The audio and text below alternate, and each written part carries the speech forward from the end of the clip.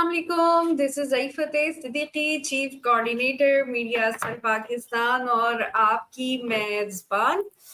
और आज जैसा कि हमने बताया था कि हम एक नया प्रोग्राम शुरू कर रहे हैं और हमारी खुश नसीबी है कि डॉक्टर अस्मा मुनीर हमारे साथ इस प्रोग्राम में होंगी।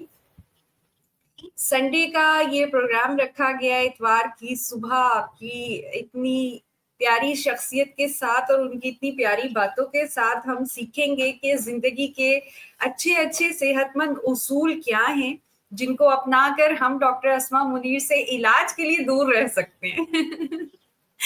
लेकिन वैसे हम तो जी, और इसीलिए हम लेकर आए डॉक्टर अस्मा मुनीर को कि वो हमारे लिए एक सेहतमंद सेब भी बने जो कि एक सेब रोजाना डॉक्टर को रखे दूर। तो जी अस्सलाम वालेकुम डॉक्टर अस्मा मुनीर, कैसी हैं आप? और खुश आमदीद आपको अपने प्रोग्राम में। जी वालेकुम जी सलाम मैम। रहमतुल्लाहि व बरकातहू। Very good morning to all of you. सबाह खैर सुबह अल जज़ाकल्लाह खैर, इफ़त सुबह और अल खैर। जज़ाकल्लाह for such a great thought. और एक नई सुबह हमेशा एक नई जिंदगी की नवीद होती है और मौत से लड़कर आधी मौत से लड़कर बाहर आते हैं। तो एक बहुत अच्छी सोच कि हर सुबह का इंतखाब एक नए टास्क से, एक नई उम्मीद से होना चाहिए, एक नई सीख से होना चाहिए। तो बिस्मिल्लाह करते हैं। बिल्कुल। और आज बिस्मिल्लाह हमारी ताउस से शुरू होगी क्योंकि हमने सोचा कि हम रोजाना एक आयत की हल्की फुल्की सी मुख्तसरन जो है वो तशरीह करेंगे। डॉक्टर अस्मा मुनीर माशाल्लाह से इस्लाम की तालिबा भी हैं, तो थोड़ा बहुत जो भी अल्लाह ताला ने उनको इल्म दिया अपने इल्म से तो वो हमसे शेयर करेंगी, जो कि हमारी खुशकिस्मती है। उसके बाद हम ज़ाहिर है कलमा भी हुजूर सल्लल्लाहु अलैहि वसल्लम के नाम के बगैर पूरा नहीं होता, तो हम सिर्फ आयत के बाद कैसे अपने प्रोग्राम की तरफ चले जाएं। तो हुजूर सल्लल्लाहु अलैहि वसल्लम की हदीस जो कि पूरी दुनिया के लिए रहमतुल लिल आलमीन सल्लल्लाहु अलैहि वसल्लम, और उनका एक एक इशारा, एक एक बात पूरी दुनिया के इंसानियत के लिए एक जो है वो रोशनी है उस कामयाबी की तरफ, चाहे उसका मजहब कोई भी हो। वो दुनिया के लिए इस्तेमाल करे वो तालीमात तो उसको दुनिया मिलेगी, वो दुनिया और आखिरत दोनों के लिए इस्तेमाल करे तो उसको दुनिया और आखिरत दोनों मिलेंगी कामयाबियों के साथ। तो ये जो है हम फिर हदीस की तरफ आएंगे इंशाल्लाह और उसके बाद हम बाकायदा अपना प्रोग्राम शुरू करेंगे। जी मैम, मैं शुरू करूं? बिस्मिल्लाह। ओ जी, आज की जो हमने आयत ली है वो औज़ु बिल्लाहि मिनश शैतानिर रजीम, ताउज़। Fear of Allah bring intelligence, honesty and love. अच्छा, अब आप मुझे बताएं कि ताउज़ जो है यानी ए अल्लाह हमको शैतान मरदूद की शर से महफूज रख, तो इसके बारे में आप क्या कहेंगी? तमाम तारीफ़ें उस अल्लाह के लिए और बड़ा नाम है बाबरकत जिसने हमें इल्म दिया और उसको समझने की सलाहियत दी और तौफीक दी कि आज हम बात कर रहे हैं। दुनिया में जी इंसान को भेजने की वजह हज़रत आदम से जो गलती सरजद करवाई गई, उसके बाद उसका जो हल, जब वो बहुत ज़्यादा पशेमान हुए तो उनको यही हल बताया गया कि जब तक तुम ज़िक्र करते रहोगे, डरते रहोगे, तौबा करते रहोगे, तुम्हें वो चीज़ जिसने जन्नत से निकाला है वो तुम्हें बचाती रहेगी। और उसमें पहली चीज़ थी उससे पनाह मांगना। ताऊज़ का मतलब ता जो है वो पनाह मांगता हूँ मैं ताऊज़ अल्लाह से लफ्ज़ निकला की शैतान मरदूद से। जी जी। आऊज़ जो है वो पनाह मांगने को कहते हैं और ताऊज़ आऊज़ु बिल्लाहि मिनश शैतानिर रजीम। तो आऊज़ु मैं पनाह मांगता हूँ मिनश शैतानिर रजीम, शैतान से जो मरदूद है, यानी शैतान के, हालांकि देखो सब बहुत आलिम था शैतान, वहाँ फरिश्तों में सबसे अफजल फरिश्ता था, लेकिन सिर्फ उसकी एक नाफरमानी की वजह से यहाँ पर हमें ये सीख मिलती है कि नाफरमानी से बड़े बड़े बुर्ज गिर जाते हैं और मुसलमान अच्छा की मैम, मुसलमानियत भी आपने खत्म हो जाती है। सॉरी टू इंटरप्ट मैम, आपने लफ्ज यहाँ पे इस्तेमाल किया कि शैतान फरिश्तों में सबसे अफजल फरिश्ता था, तो शैतान तो जिन्नात में से था ना, जी तो वो फरिश्ता कैसे? हाँ, ये है कि उसको फरिश्ते नहीं, का जो में है वो मलाइक में, हाँ, फरिश्ते का जो कंसेप्ट है ना, जो इबादत करने वाले जो मखलूकात हैं, उनमें जिन और मासूम मलाइका दोनों मासूम शामिल हैं। अल्लाह की मलाइका तो मखलूक। एक जनरल, जी जी, हाँ हाँ, मखलूक हैं। तो उसमें सबसे इल्म रखने वाली मखलूक जो थी, जिसको तमाम बकिया इबादत गुजार मलाइका पे अफसलियत थी, वो शैतान था। और इसीलिए जी उसके रोब और उसका जो गुरूर था ना, कि जी मुझे साख की बुनियाद पर उसने अपना रोब रखा ना, कि मैं जिन हूँ, मैं आग से बना हूँ, तो मैं एक मिट्टी की बनाई बिल्कुल हुई मखलूक को क्यों सीधा कर लूँ या क्यों उसके वो मान लूँ मैं, उसकी बरतरी। तो ये बात हम हट जाएंगे मौजूद से, लेकिन उससे पनाह मांगना इसलिए ज़रूरी है कि उसका वादा है कि जब तक इंसान दुनिया में रहेगा, मुझे इसकी इजाज़त दे कि मैं उसे भटकाता रहूं। और अल्लाह ताला बिल्कुल, मैं ने इसकी उसके इजाज़त रास्ते दी में कि जो आऊं, अल्लाह के, और अपने उसके विजडम, रास्ते में आऊं, उसको भटका दूं।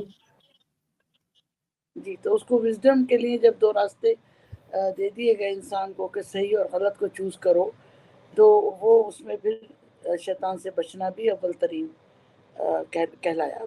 तो आऊज़ो, पन्ना मांगता हूँ मैं, मिन शैतान, उस शैतान से जो मरदूद, जाहिर है वो मरदूद हो गया, क्योंकि उसके ऊपर अल्लाह ताला ने लानत फरमाई, उसके बातों पे, उसके उस अमल पे जो वो भटकाने के लिए करेगा और करता रहता है, करता रहेगा आखिरत तक। बिल्कुल तो उसकी पनाह मांगी जाती है, ताकि जो कुछ आप करने जा रहे हैं उसमें अल्लाह की रहमत। अगली जो लाइन है बिस्मिल्लाह की, वो इसीलिए है कि जब पहले शैतान को वहाँ से हटाया और उसके बाद फिर अल्लाह का नाम लेके आप हर काम को शुरू करें।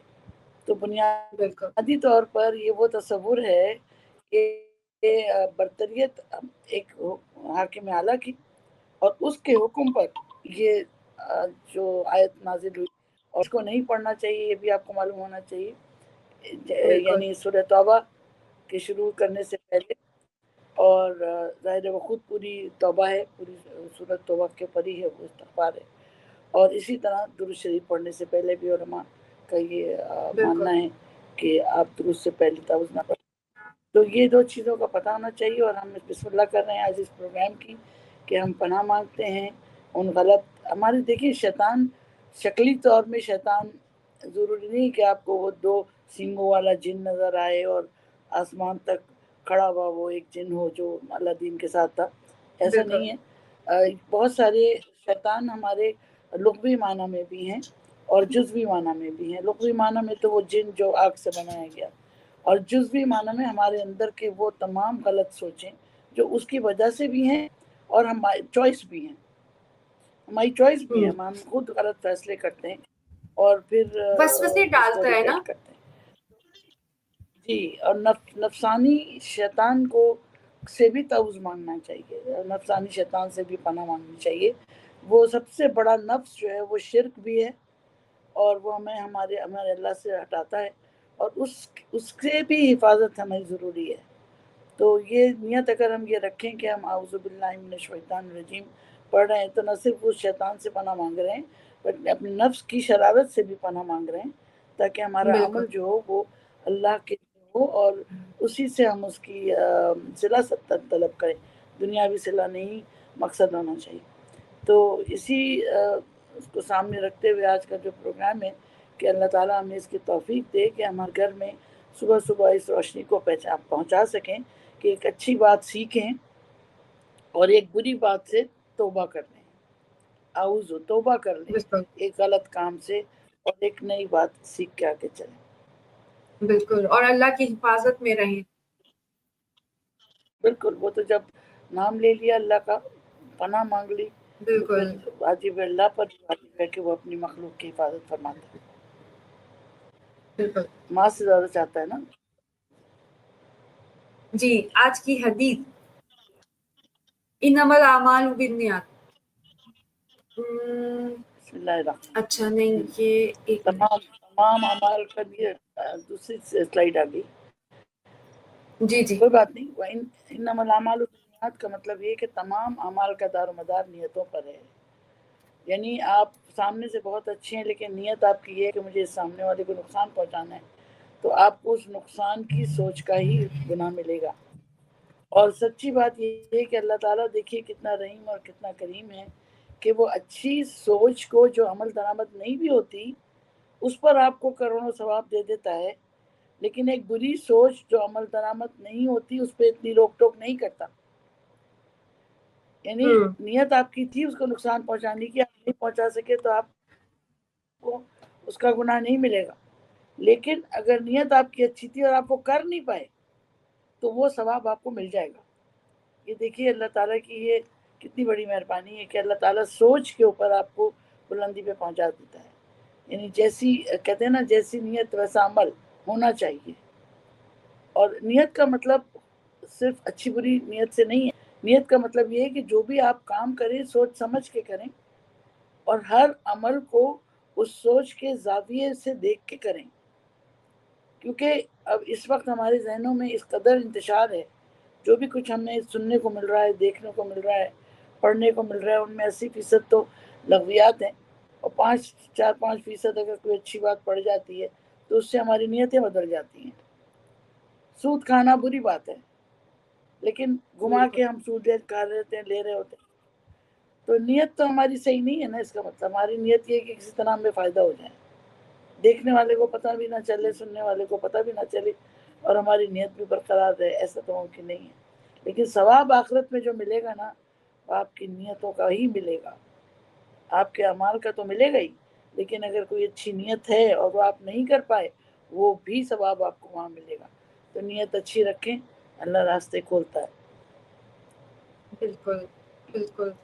अच्छा, यहाँ पे मैं थोड़ा सा आपकी इजाजत हो तो एक चीज ऐड करूंगी जो मुझे अल्लाह ताला ने जिंदगी से सिखाया, जितना भी उम्र है। लेकिन एक चीज जो मैंने सीखी मैम, वो ये सीखी कि एक हदीस है, और अगर हम इन दोनों हदीस को कनेक्ट करके अपने जहन में थोड़ी सी मश्क कर लें, जिस तरीके से उलमा हजरात और ये सिखाते हैं कि आप जो है ये ध्यान कर लें कि कम से कम अल्लाह आपको आप नहीं देख रहे, तो कम से कम ये ध्यान कर लें कि अल्लाह आपको देख रहा है, ताकि आप बुराइयों से बचें और आप में तकवा पैदा हो। इसी तरीके से एक हदीस मैंने पढ़ी जिसका मतन था, जाहिर है एज इट इज अल्फाज वो मुझे आपको याद नहीं है, तो बिल्कुल जिसके लिए माजरत। तो उसका डिक्शन जो लूज मतन है। था वो ये था कि एक इंसान, जी आवाज आ रही है मैम, एक इंसान अपने भाई के लिए जो कुछ जिस चीज की ख्वाहिश करता है, अब ख्वाहिश में तो नियत आ जाती है ना, चाहे वो अच्छी हो चाहे वो बुरी हो, तो उसका एक हिस्सा अल्लाह ताला उस ख्वाहिश करने वाले को, उस दुआ करने वाले को भी अता करता है। अब ये एक बड़ी हमारे लिए खुशखबरी भी है और बड़ी वईद भी होती है, कि एक तंबी भी है कि तुम अपने भाई के लिए या बहन के लिए क्या चीज की ख्वाहिश कर रहे हो। अगर उसको नुकसान पहुंचाने की ख्वाहिश कर रहे हो, उससे जो है बुग़्ज़ रख रहे हो, उसका नुकसान चाह रहे हो, और तुम्हारे दिल में ये ख्वाहिश पैदा होती है कि अल्लाह इसके साथ ये कर दीजिए, इसको बुलंदी पर है, जैसे जेलस हो रहे होते हैं हम, जलन हसद है उससे हम, हमारे दिल में ये ख्वाहिश आ गई कि नहीं इससे ये मर्तबा छीन लिया जाए, ये इतना ऊंचा क्यों है, इस मर्तबे पे क्यों है, या इसको कोई नेमत जो हमसे बर्दाश्त नहीं हो रही है। तो उसका एक हिस्सा उस नुकसान का जो हमने उसके लिए चाहे, उसको तो मिले ना मिले पता नहीं, लेकिन हमें जरूर मिलेगा, क्योंकि जाहिर है अल्लाह ताला की बात बताई है हुजूर सल्लल्लाहु अलैहि वसल्लम ने, तो उसमें तो हमें कोई शक नहीं कि वो नहीं मिलेगा। और अगर हम हर किसी के लिए, यानी देखें, अगर हम किसी के लिए अच्छा सोचेंगे, जैसे हुजूर सल्लल्लाहु अलैहि वसल्लम की जो जिंदगी है, उसकी जो तालीमात मिलती हैं कि जब उनको ताइफ में पत्थर मारे गए और पहाड़ के फरिश्ते को अल्लाह ताला ने भेजा कि आप कहें तो दोनों पहाड़ों को मैं वादी उसके बीच में मैं दबा दूं, तो उन्होंने कहा नहीं, ये मासूम लोग हैं, इनको इल्म नहीं है। और आप ये देखें कि उनकी दुआ जो थी, उनकी दुआ ने हमेशा लोगों को कितनी इज्जत बख्शी। इसी तरीके से जिन लोगों ने उनको खाने काबा से निकाला, उन्हीं के पास अल्लाह ताला ने उनको उनकी दुआ से क़यामत तक खाने काबा की चाबी अता कर दी। और हुजूर सल्लल्लाहु अलैहि वसल्लम के उसके बदले कितना मर्तबा मिला। तो हमें ये आदत डालनी चाहिए कि हमें भले किसी से अगर जेलसी भी हो रही है, किसी के बारे में दिल में ख्याल आ रहा है, तो हम ये सोचें क्या ये चीज अगर अल्लाह ताला हमें देगा एक हिस्सा, तो हम बर्दाश्त कर सकेंगे।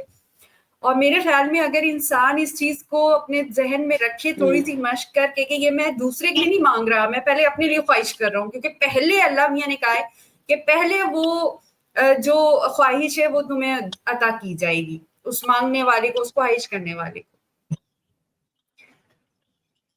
जी मैम, तो आगे लेके चलिए। बहुत है और यही को बिस्मिल्लाह, बस इसी नियत के साथ कि अल्लाह इस तालीम को हमें अमल में कन्वर्ट करने की तौफीक दे और हम एक अच्छा इंसान बने, हर रोज़ बेहतरी की तरफ जाएं, हर रोज़ दूसरों के लिए खड़े हों और अपने आप की इस्लाह करने के लिए तैयार हों।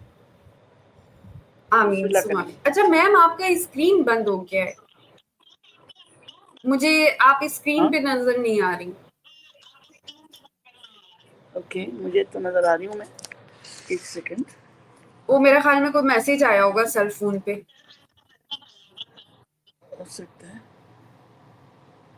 अब ठीक है? नहीं अभी भी नहीं आई। नहीं अभी भी नहीं आई स्क्रीन पे। Okay, 1 minute, let me go back again. अब आ गई स्क्रीन। अब ठीक है? जी बिल्कुल। अच्छा, इंसान अपनी जिंदगी का आगाज सुबह से करता है और सुबह हम देखते हैं कि हमारे बुजुर्ग भी हमारी तरबियत करते थे, बहुत अच्छी अच्छी आदतें हमें सिखाते थे। आज आप क्या फुकदान देखती हैं किसी ऐसी आदत का कि जो सुबह उठकर इंसान को उसकी सेहत के लिए, उसकी अच्छी जिंदगी के लिए बहुत जरूरी है, बहुत आसान है, लेकिन वो अब खत्म होती जा रही है? आदत, वो आदत कह लें या वो रवैया या वो जो है, मैं क्या कहूँ, मतलब जो अच्छी बात, अच्छा अमल कोई जो सुबह उठ के जो कि इंसान को सेहतमंद। सबसे पहली बात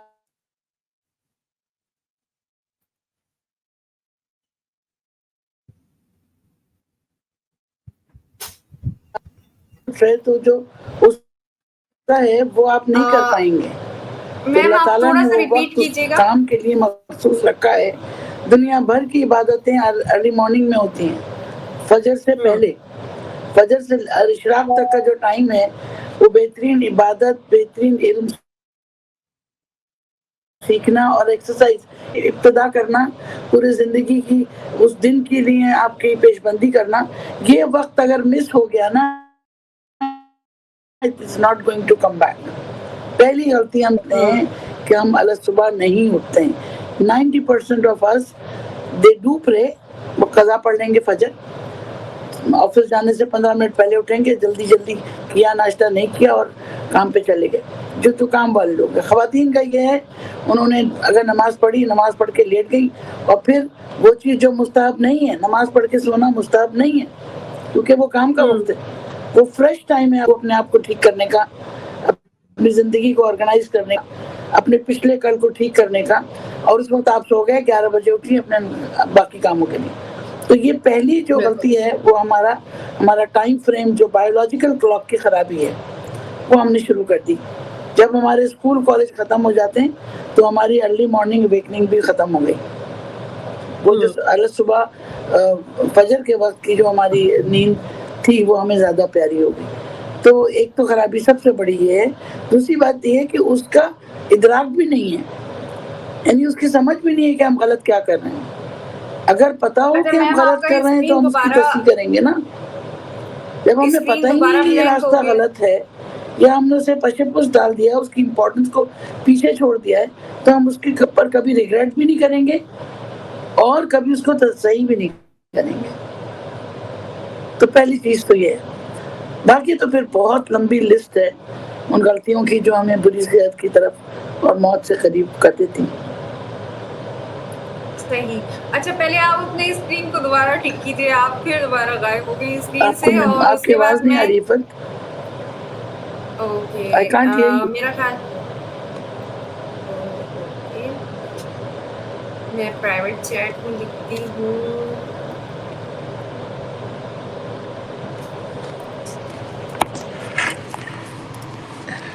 इफ़त आपकी आवाज नहीं आ रही। जी मैम, अब आ रही है?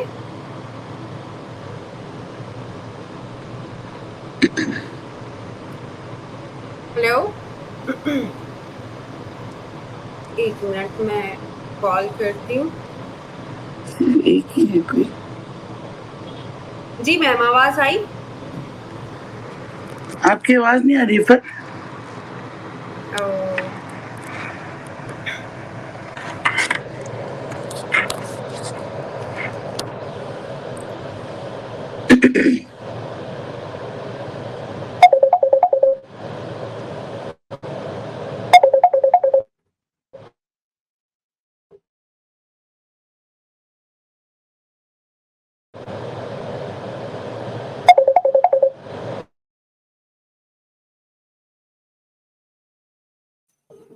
मैम अगर आपको मेरी आवाज आ रही तो कॉल रिसीव कीजिएगा।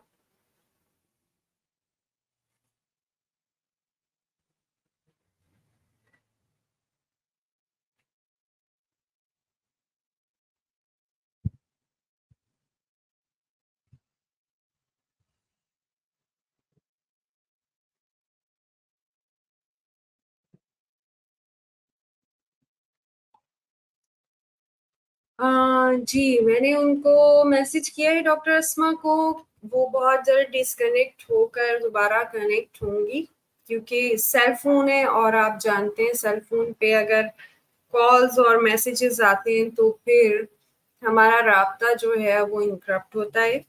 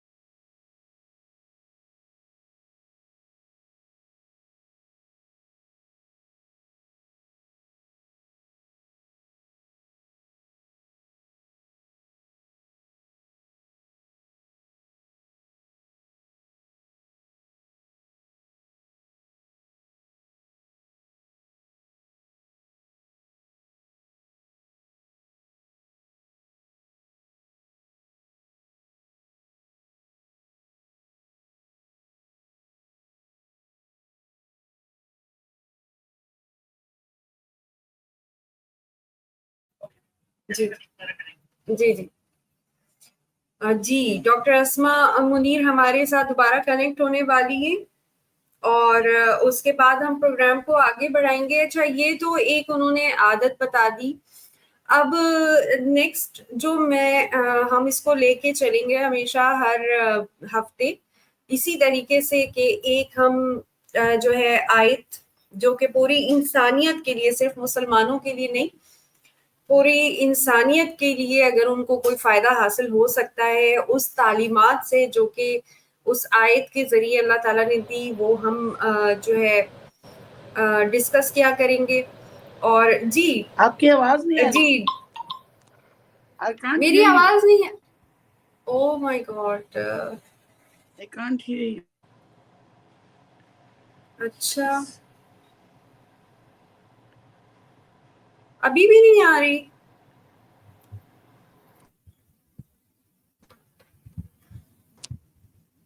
ओके।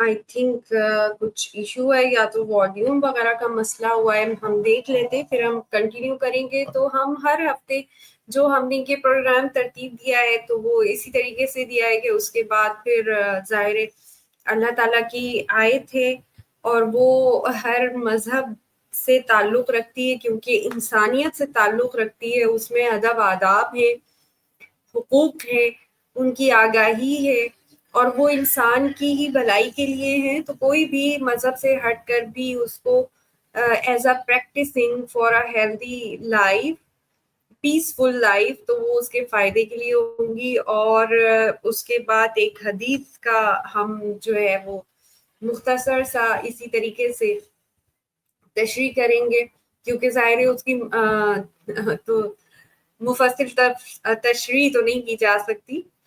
और उसके बाद इसी तरीके से जिस तरीके से एक आदत उसको हम लेते जाएंगे कि क्या करना चाहिए, किस तरीके से एक हेल्दी लाइफ इंसान गुजार सकता है। और फिर क्योंकि डॉक्टर अस्मा मुनीर डॉक्टर हैं, गायनाकोलॉजिस्ट हैं माशाल्लाह से, और उनकी एक लंबी प्रोफाइल है, मैं आप लोगों को बताती भी हूँ, मुझे याद भी नहीं रहती है, और लेकिन मैं आप लोगों को देख के पूरा उनका बताती हूँ अभी मुख्तसर सा एक, क्योंकि वैसे तो माशाल्लाह से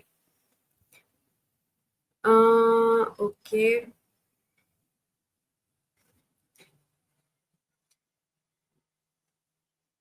ओके, डॉक्टर अस्मा मुनीर हमारे साथ स्टूडियो में पहुंच चुकी हैं।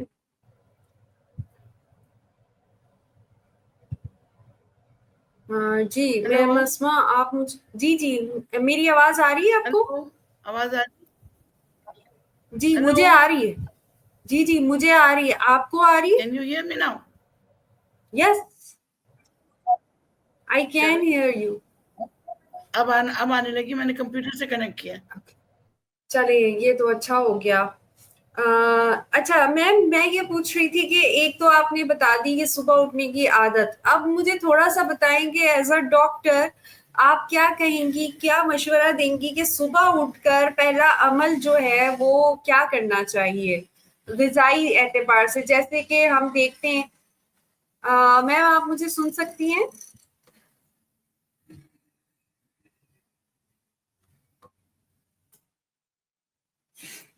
मैम अस्मा मुनीर, आप मुझे सुन सकती हैं?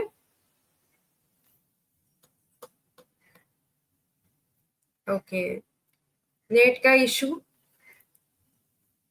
जी, तो उसके बाद हम जो है वो करेंगे एक टॉपिक पे डिस्कशन कि हम किस तरीके से जो मसाइल हैं आज दुनिया में हमारी आम इर्द गिर्द फैले हुए, जैसे कि आज का जो हमने टॉपिक लिया है वो लिया है थकन। अब थकन जो है वो हम अपने बुजुर्गों से अगर देखा जाए तो ये होता था कि जी मेहनत आपने बहुत कर ली, आपका रूटीन बहुत जो है मसरूफ है। जी मैम, आपको मेरी आवाज आ रही है?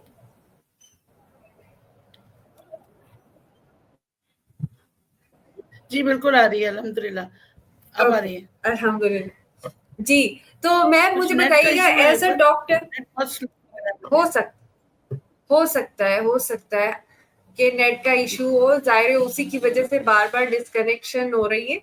अच्छा मैम, मुझे ये बताइएगा कि बहैसियत जी डॉक्टर आप क्या मशवरा देंगी कि जैसे हम देखते हैं कि मुख्तलिफ ममालिक में मुख्तलिफ लोगों की मुख्तलिफ एक आदत होती है सेहत के हवाले से, जैसे कि जैपनीज जो है वो सुबह उठते ही जो पहला लुकमा जो है वो मुंह में डालते हैं तो वो थोड़ा सा गर्म पानी होता है। हमारे बुजुर्ग भी हमें बोलते हैं कि सुबह उठो तो थोड़ा सा गर्म पानी उसमें शहद मिला लो, वो पी लो, तो वो बच्चियों को बताया जाता है कि खूबसूरत बड़ी होगी, क्योंकि लेकिन जाहिर है उसके साइंटिफिक इफेक्ट भी बहुत ज्यादा है। तो आप जो है बहैसियत डॉक्टर क्या ऐसी आदत बताएंगी जो कि हमें डॉक्टरों से दूर कर सकता है इलाज के लिए?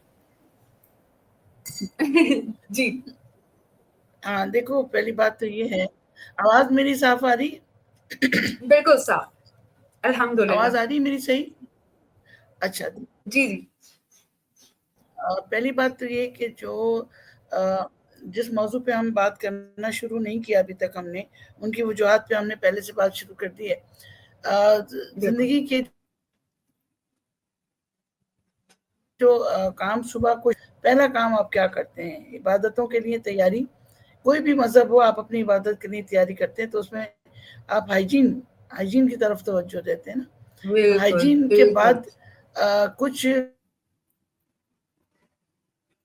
किताबों में ये है कि सुबह रात भर की जो रतूबतें नुकसान पहुंचाती हैं, उनमें अगर आपके सलाइवा की एसिडिटी जो रात भर में है, अगर वो as a part of treatment बन जाए, तो कुल्ली करने से पहले अगर गर्म पानी पी लिया जाए तो वो जो पॉजिटिव इम्पैक्ट ऑफ सलाइवा है वो मैदे को सेव करता है। These are few researches which are justifying that. तो इसलिए सुबह में गर्म पानी पीने का मकसद बिल्कुल निहार मुंह। जी, इसलिए कि टूथब्रश, जी हाँ, इसलिए कि टूथब्रश करने के बाद तो आपने साफ कर लिया ना, आपके जो अपनी रतूबत है वो आपने मुंह को साफ कर लिया। कुछ साइंटिफिक डेटा ये कहता है कि चूंकि मैदे में एसिड ज्यादा है खाली पेट, तो जो भी आपके मुंह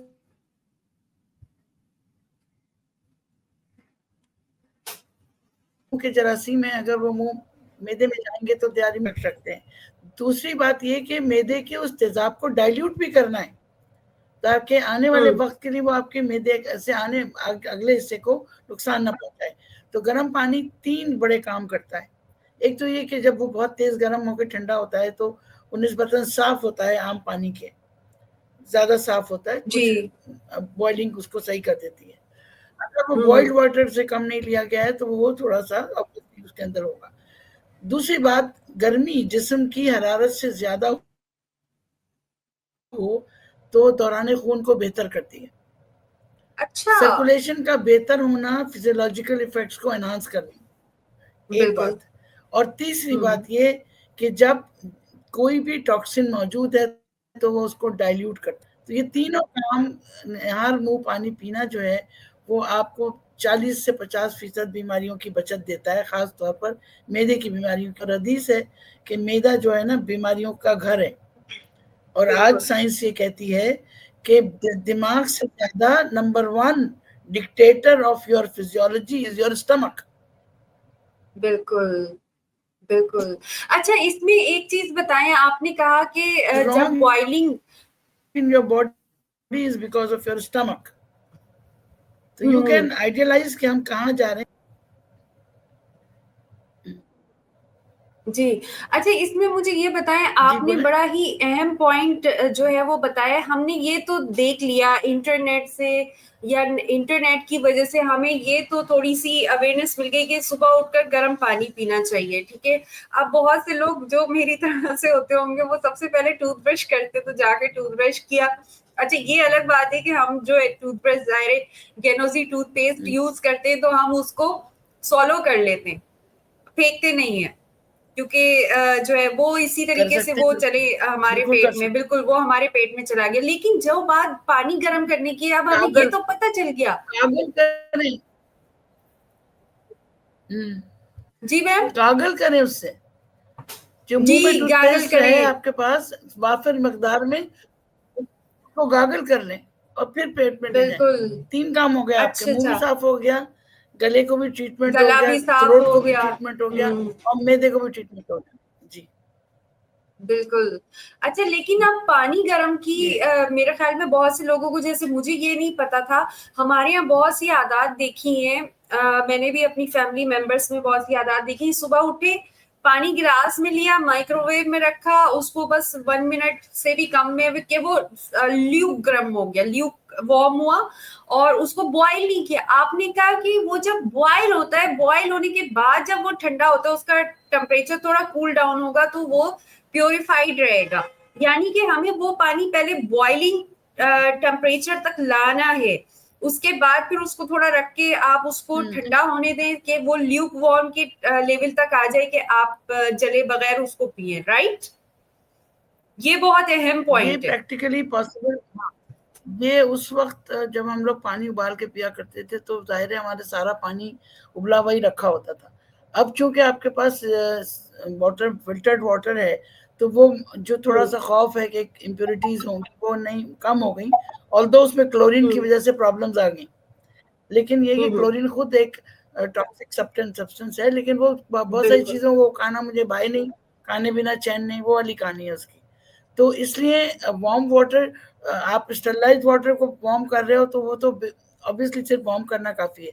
लेकिन अगर आप टैप वाटर सही। ले रहे हो और टैप वाटर हाँ। में गर्म पानी हल्का है, तो वो सही नहीं है। उसको आप बॉईल करने के बाद वो वाला पानी पीने में, जो पीने वाला पानी आप इस्तेमाल करते हैं ना, that is either to be hmm. Boiled और should be sterilised due to any reason. या सही। उसको और मिनरल वाटर? फर्टिलाइजर से, मिनरल वाटर में सिर्फ एक ही एडिशन है कि उसमें मिनरल्स होते हैं ना, वो जो तो उसको मतलब वो साफ हम, रखते हैं। वो भी हमने ये बॉईल उसको करना है पहले, एयर, पूरा बॉइलिंग पॉइंट तक लाना है?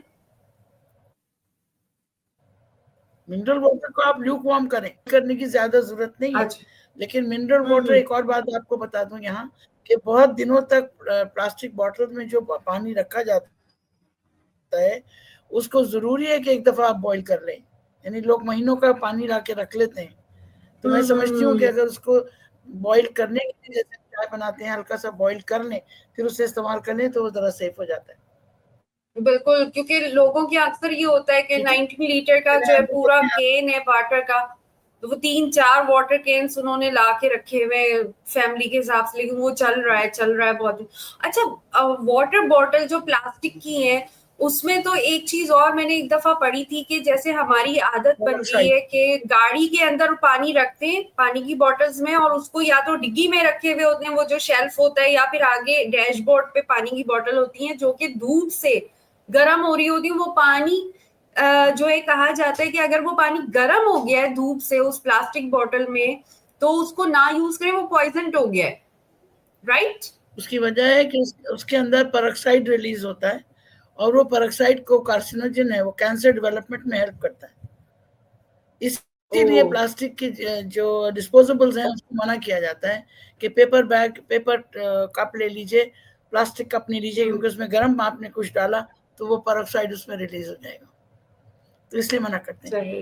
तो चलिए, मेरे ख्याल है हम मौजू की तरफ आ जाएं। आज आपका मौजू बहुत बड़ा बिल्कुल है, इतना छोटा मौजू बिल्कुल। नहीं है। बिल्कुल, जी जी। जी, तो थकन, हम देखते हैं कि पहले ये होता था कि हम काम करते हैं बहुत ज्यादा, पूरे रूटीन के बाद इंसान को थकन होती है, रात को सोता था, सुबह फ्रेश उठ जाता था, मुंह हाथ धोया ज्यादा से ज्यादा, और उसके बाद फिर एक्टिव हो गया। अच्छा, जैसे हुजूर सल्लल्लाहु अलैहि वसल्लम ने कहा है कि जी सुबह उठो, तो क्योंकि शैतान तुम्हारी नाक पे बैठा हुआ होता है, उसने 3 गिरें लगा दी होती है, तो जब तुम 3 दफा नाक में पानी डालते हो तो वो एक एक गिरा खुल जाती है, तो बड़ी फ्रेशनेस हो जाती है। और ये बात आज साइंस भी प्रूव कर चुकी है, उसको भी बताइएगा। साथ में ये कि आज हर किसी को, बच्चा बच्चा, क्योंकि माएँ भी यही बोल रही होती है थकन हो रही है, थकन, सुबह आंख खुली नहीं ऐसा लगता है हमने थकन का बाजा बजाना शुरू कर देना होता है। और उसके बाद वालिदैन भी, जो फादर होते हैं वो भी, बुजुर्ग होते हैं वो भी, सबको थकन हो रही है। तो ये थकन क्या है और क्यों है आज इतनी? बेसिक देखिए, थकन की जो सही डेफिनेशन है वो ये है कि किसी भी काम को इनिशिएट करने के लिए अगर आपको जबरदस्ती करनी पड़े, बेसिक, अगर अपनी जिस्म को थकन से डिफाइन करना है कि आप थक रहे हैं, तो उसका सिर्फ एक ही जुमला हाँ। है कि जब वो जो आप चाहते हैं वो ना कर पाए अपने वक्त पे। मसलन, ये पहली निशानी है, अनएबल टू सॉरी, वो पहली इनिशिएट एनी निशानी, एक एक्टिविटी। मिनट मैम दोबारा रिपीट कीजिएगा क्योंकि थोड़ा सा इंटरप्शन हो गई थी आप। तो पहली निशानी आपने क्या बताई, वो मिस कह हो रही हूँ, गई। पहली निशानी ये है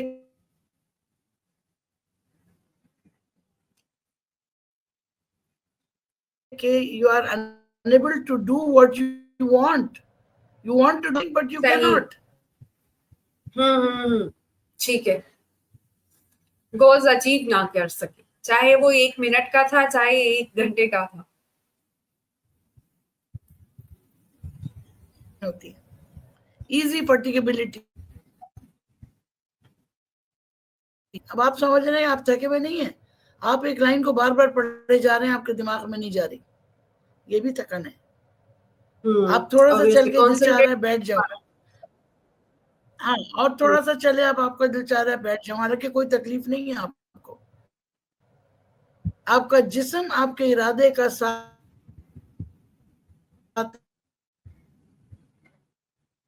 ना दे, उसको थकन कहते हैं। दूसरी बात, अगर ऑर्गेनिक, पैथोलॉजिकल और यानी आपको फाइनेंशियल थकन भी होती है, कि आपकी सोच को तब्दील कर देती है वो,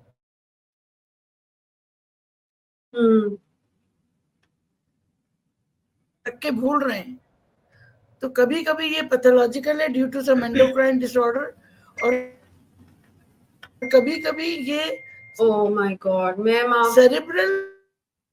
मैम आपका कनेक्शन बहुत ज्यादा जो है वो डिस्टॉर्ट हो रहा है।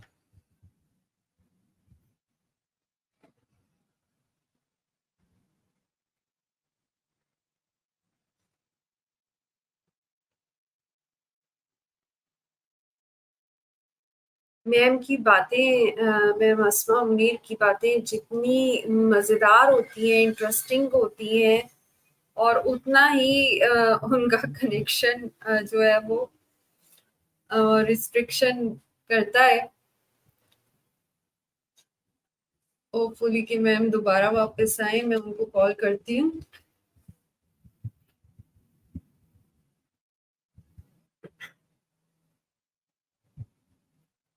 बट इंशाल्लाह हम इस प्रॉब्लम को जो एंडोक्राइन की कमी, जी मैम एक मिनट रुकिएगा, आप जो है वो आपकी बिल्कुल आवाज नहीं आ पा रही है, हमें अभी आना शुरू हुई है।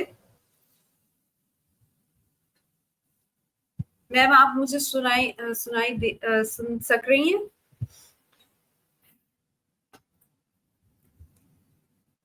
हेलो जी, मुझे फोन पे तो आ रही है, वहां स्क्रीन पे जी अब आया है आपका। मैम बोलिएगा जरा। तो मैं फिर टेलीफोन से कनेक्ट कर लेती हूँ, मैं टेलीफोन से कनेक्ट करती हूँ। टेलीफोन से नहीं, आप एक काम करें, आप लैपटॉप को जो है ना वो पावर बैटरी से कनेक्ट रखें। जी कनेक्टेड है पावर बैटरी से, ओके। तो नेट का इशू हो रहा है, क्योंकि जब आप सेलफोन से लाइव, क्योंकि सेल फोन से बहुत ज्यादा यहाँ पर जैम है, आपकी आवाज भी कट रही है, और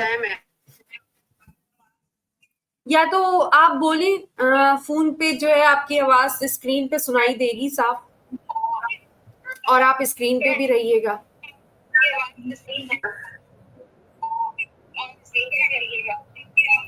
अच्छा, आपको आवाज आ रही है मेरी? हाँ जी बिल्कुल, मुझे नहीं, ये ठीक नहीं है, ये ठीक नहीं, सब ठीक है, डिस्टर्बेंस। दोबारा अच्छा डिस्कनेक्ट रुको, करके कनेक्ट कीजिएगा। मैं दोबारा कनेक्ट करती हूँ जी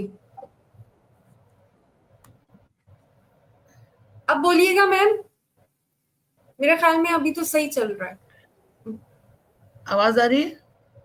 जी बिल्कुल साफ आ रही है, बस बीच बीच में जो है ना। तुम अपना जी सवाल, तो उसको प्लीज दोबारा रिपीट कीजिए, कि वहां तक हमने देखा था कि आपने बताया कि मैं भूल भी गई लास्ट पॉइंट कहाँ पर रुकी थी आप क्योंकि उसके बाद काफी देर तक जो है ना वो होता रहा है। जी थोड़ा सा रिपीट कीजिएगा प्लीज, मुख्तसरन लास्ट जो मैं ये पॉइंट था। बता रही थी कि देखिए, जब आप अपने कामों को पोस्टपोन, जब आप अपने काम को पोस्टपोन करने लगे, जब आप करने की कुछ कोशिश कर रहे हैं और हो नहीं पा रहा है, आपका जिस्म इजाजत नहीं दे रहा, आप सोच रहे हैं, अब आपकी याददाश्त पे थोड़ा सा फर्क पड़ रहा है, एक दिन पहले की आपको बात याद नहीं आ रही, और आप कुछ पढ़ना चाह रहे हैं और आपका दिमाग कहीं और है, कुछ कर नहीं पा रहे हैं, या फिर ये कि आप यानी किसी चीज को समझने से ज्यादा इमोशनल इरिटेबिलिटी भी थकन का एक साइन है। अच्छा, इमोशनल इरिटेबिलिटी क्या होती है? बहुत जल्दी ये इरिटेट थोड़ा होता हूँ, समझाइए। या मैं बहुत जल्दी किसी को रियलिटी ओके, और ये सब टेम्परामेंट, चीजें टेम्पर उसमें शामिल लूज है। कर लेना बहुत जल्दी।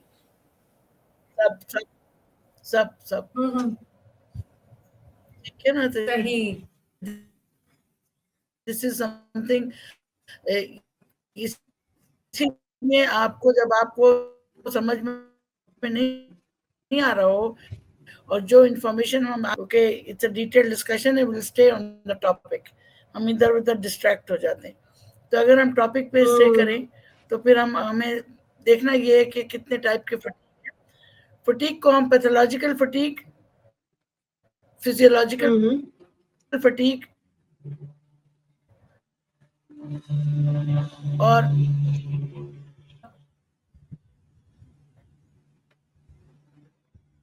मैम फिर गई आवाज। बीमारी की थकन है। मैम तीसरी बीमारी की लाइन अगर कौन थकन सी? है, सर मैम दो तो हो गई। नफ्सियाती, पैथोलॉजिकल फिटिक, अच्छा नफ्सियाती थकन, नफ्सियाती, ठीक, सही। एक नफ्सियाती, ठीक है। अब जो पहली चीज है वो तो आप खुद कभी कभी नहीं पहचान पाते, उसको डॉक्टर की मदद चाहिए। यानी पैथोलॉजिकल फटीग जो है उसके पीछे एक आम ग़िज़ा की कमी से लेके कैंसर तक है, इतना वाइड रेंज है पैथोलॉजिकल फटीग का। और दूसरा जो है वो फिजिकल एक्टिविटी की वजह से थकान, रिएक्टिव, यानी आप काम कर रहे हैं, अब सारा दिन आपने काम किया, अब मसल वीकनेस हो गई है आपको, वो टेम्पररी है। कोई भी थकन 6 दिन से ज्यादा, 1 हफ्ते से ज्यादा, इवन रेस्ट पे भी आपको फील हो रही है तो वो पैथोलॉजिकल है। अच्छा, रेस्ट करने के बाद भी अगर आपकी उसके थकन लिए नहीं आपको हो रही है, डॉक्टर के पास जाना चाहिए। जी ठीक है। कोई भी थकन अगर आराम करने से खत्म नहीं हो रही है तो आपको डॉक्टर का मशवरा दरकार है। दूसरी बात, अब आइए आप सेल्फ रियलाइजेशन की कि हमें क्या करना है उस थकन के लिए जो हमें महसूस हो रही है। वी लुक बैक, क्या हमने पानी पिया, हाइड्रेशन हमारी ठीक है, क्या हमारी विटामिन इंटेक, हमारी सप्लीमेंट्स ठीक ले रहे हैं हम, क्योंकि खाने में सप्लीमेंट्स नहीं होते। एड डाइट को सप्लीमेंट करना पड़ता है, इजाफत देनी पड़ती है प्रोटीन्स के साथ साथ विटामिन की। विटामिन डिफिशियंसी सबसे बड़ी वजह है थकन की, आयरन डिफिशियंसी सबसे बड़ी वजह है थकन की। तो ये तो हमें पता होता है, हमारी हमें शक्ल बता रही है हमारी, क्या हमारे अंदर खून कम है, सामने वाला हमें कह रहा है लट्टे की तरह सफेद हो रही हो, क्या बात है। तो हमें तो पता, पानी की कमी, 3 लीटर पानी गर्मी में और 2.5 लीटर पानी नॉर्मल हालात में एक 60 केजी के बंदे को चाहिए। मैम 3 से 3.5 जो कि हमारे लोग लीटर पानी नहीं जो पी है रहे, वो बाथरूम जाना खवातीन के पड़ेगा। लिए, हाँ अच्छा, खवातीन के लिए तो बहुत जरूरी है कि दिन में 3 लीटर कम से कम वो पानी पिए। तो 3 बॉटल्स जो है नहीं, उनको सबके बना के रख लेनी चाहिए अपनी पानी की, कि ये मैंने खत्म सब करना है हर हाल में। सबके लिए है ये, सबके लिए, खास तौर पर मजदूर के लिए तो 4 बोतल है। गर्मी में जो काम कर रहा है वो तो पानी की बोतल के बगैर काम ही ना करे, और वो भी बिल्कुल। ORS लेके, निमकॉल का पानी बनाए, एक लीटर पानी निमकॉल होना चाहिए। जब कई काम साल करते हैं पहले पसीने, मैंने एक रिपोर्ट देखी थी बीबीसी पर, जो कि राशा की जो बीमारी होती है और हमारे ये बहुत आम है, हमें समझ नहीं आता कि बस अक्सर खवातीन 45 क्रॉस करने लग गई, 50 के अंदर आने लग गई, और हम देखेंगे कि यूं यूं यूं यूं हाथ उनकी ग्रिप्स जो है वो हो रही है, या गर्दन, पहले गर्दन खवातीन की हिलने लगती है, वो मुस्तकिल तौर पर हिल रही होती है राशा से। उसकी बड़ी वजह पानी की कमी मैंने देखी उस रिपोर्ट में, और उसमें दिखाया कि जो राशा के होते हैं और इवन अल्जाइमर भी पानी की कमी की वजह से होता है, क्योंकि जाहिर है दिमाग को उतना पानी नहीं मिल रहा होता, बॉडी तो है ही 70% वाटर और दिमाग तो पूरा 90% वाटर है, और जाहिर पूरे जिस्म को नर्व्स के लिए चाहिए, क्योंकि बेहतरीन जो कंडक्टर है करंट का, और दिमाग जाहिर करंट ही दे रहा होता है उसको, तो पानी जितना हमारे जिस्म में होगा उतना अच्छा हमारा दिमाग काम करेगा, नर्व सिस्टम काम करेगा, सारा सिस्टम काम करेगा। तो उसमें ये दिखाया था कि सिर्फ पानी पिलाकर उन्होंने इन बीमारियों पे काफी हद तक काबू पाया था मेडिसिन के साथ साथ, लेकिन पानी बहुत तो जरूरी। देखिए फटीग,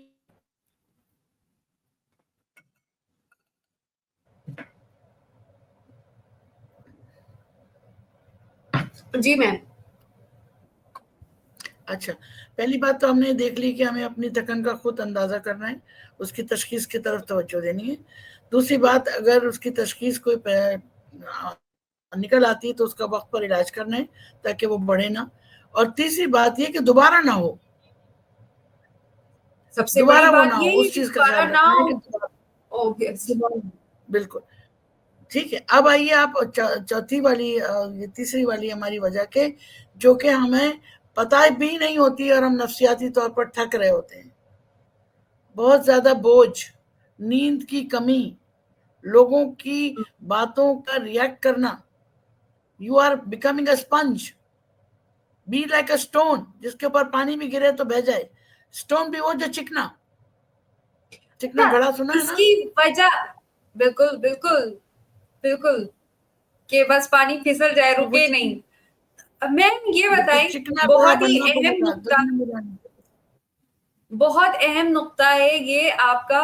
और ये हम देखते भी हैं अपने रोजमर्रा के उसमें, कि जाहिर है, अच्छा एक तो ये कि हर इंसान का कोई ना कोई जाहिर है एक पॉइंट होता है बर्दाश्त का, ठीक है ना। अब वो पॉइंट आपने क्रॉस करवा दिया, उसके बाद रिएक्शंस आने शुरू हुए, ये ठीक है।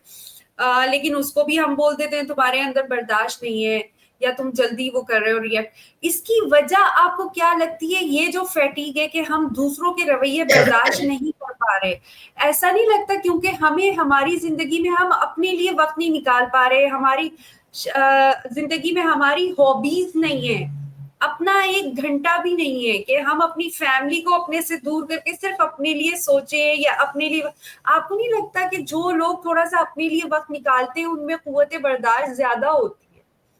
आपको मैं एक बात बताऊं, दुनिया में 5 खित्ते ऐसे हैं जिनमें जिंदगी सबसे ज्यादा देखी गई है। उनमें कुछ तो आप जानती हैं, जापान है, कुछ साउथ लैटिन अमेरिका के कुछ हिस्से हैं। 5 खित्तों की स्टडीज मैंने पढ़ी, क्योंकि मैं एजिंग के ऊपर काम कर रही थी। तो उनमें पता चला कि मोर देन 120 125 बेसिक एज है। उनका एज पता है क्यों ज्यादा है? एक तो ये कि वो पैदल चलते हैं, दूसरी बात वो पैदल चलते या अपना साइकिल टाइम, चलाते?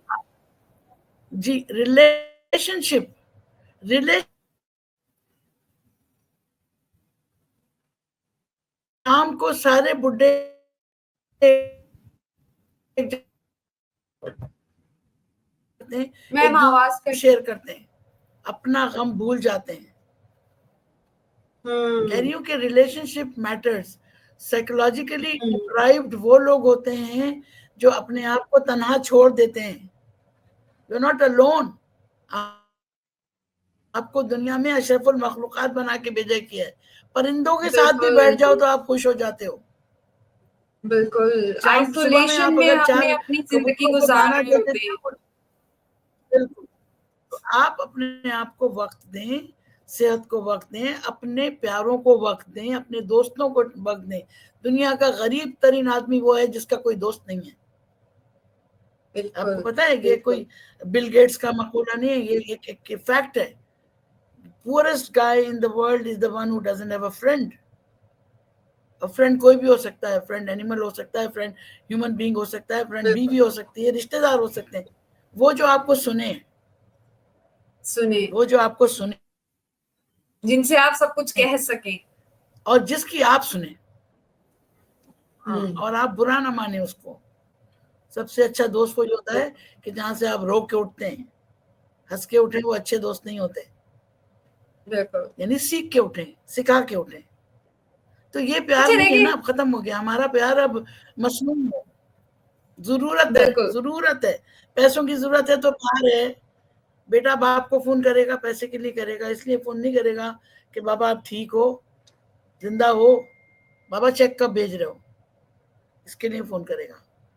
तो रिलेशनशिप की जो जड़ है ना, वो नियत खत्म हो गई ना, मलामालू बिनियात, खिदमत की नियत खत्म हो गई है। तो वो लोग जो जिंदा रहे ज्यादा, जो सेहतमंद रहे ज्यादा, जिन्होंने दवाई नहीं खाई,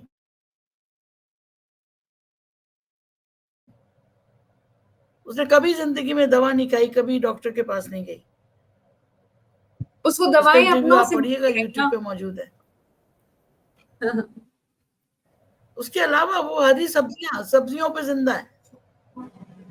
गोश्त नहीं खाया उसने, ये भी गलती की, लेकिन गोश्त नहीं खाया। कहने का हाँ, मकसद ये है ओके। कि हमें उन चीजों पे काम करना है, उन चीजों पे काम करना है। हम यहाँ आज डॉक्टर बनाने नहीं बैठे सबको कि आपको हम परेशान कर दें कि भाई थकन में आपको ये मर्ज हो सकता है। अब आप कोई बिल्कुल। नेगेटिव थिंकर होगा ना, वो सबसे पहले ये सोचेगा कि अरे हो गया कैंसर मुझे, अब मैं थक रहा हूं ना, मैं कैंसर हो गया। ये भी तो हो सकता है कि हाँ, मैंने कल obviously। पानी अच्छा, नहीं ये पिया। भी होता है, खासकर खवातीन में ये आदत होती है, जरा सा कोई आर्टिकल पढ़ा किसी बीमारी के बारे में, सारी की सारी जो सिम्टम्स होती हैं वो खुद में दिख रही होती हैं, और ये तो मुझ में है, यानी कि मैं इस मर्ज की मरीजा हो गई हूँ, मुझे ये मर्ज हो गया, मुझे ये मर्ज हो गया, वो एक और टेंशन बांध ली। तो बेसिकली आपको 3 काम करने, आपने अपना लाइफस्टाइल ठीक करना है, आपने अपनी ग़िज़ा ठीक करनी है, एक्सरसाइज लाजिम होनी है, चाहे आप कुर्सी के साथ खड़े होके करें, लेकिन एक्सरसाइज लाजिम करें। और चौथी चीज, बिल्कुल। नींद आपकी अच्छी होनी अच्छा, चाहिए। जो लोग सोते नहीं है मैं वो थकते हैं।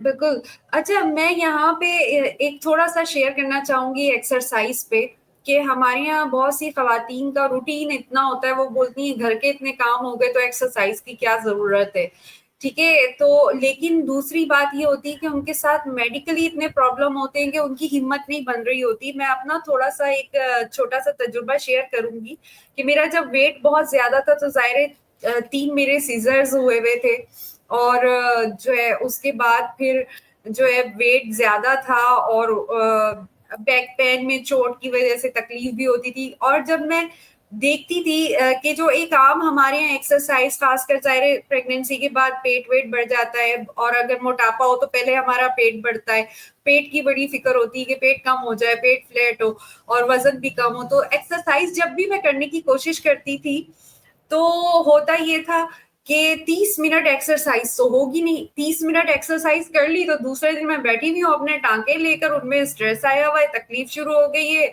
बॉडी में। जो स्ट्रेस आता है एक्सरसाइज से, वो तो 2-3 महीने की छुट्टी हो जाती थी। उसके बाद मैंने कहा कि नहीं, अल्लाह ताला भी बोलते हैं अमल वो बेहतरीन और महबूब है जो कि तुम कम करो लेकिन रोजाना की बेसिस पे करो, जो मुतअद्दिद दफा हो लेकिन मिकदार में भले कम हो, वो इम्पैक्ट ज्यादा लाता है बनिस्बत इसके कि तुमने एक साथ एक बड़ा अमल कर लिया और उसके बाद तुम कर ही नहीं पाए। यानी कंसिस्टेंसी होनी चाहिए, रेगुलरिटी होनी चाहिए। तो मैंने वो जो 30 मिनट वाला वो था ना, वो खत्म कर दिया, और मैं देखती थी कि मैंने ना इजीली कितने स्टेप में ले सकती हूँ। अगर मैं वॉक तो मुझसे बाहर की नहीं जाती थी, मैं शाय इतनी थी कि पार्क में जाके मुझसे वॉक नहीं की जाती थी। घर में मैंने मशीन्स रखी हुई, तो मैं सिर्फ अगर एब्डोमिनल, मैंने एप कोच रखा हुआ था अपने पास, और एक्सरसाइकिल रखी हुई थी, तो मैं काउंट करती।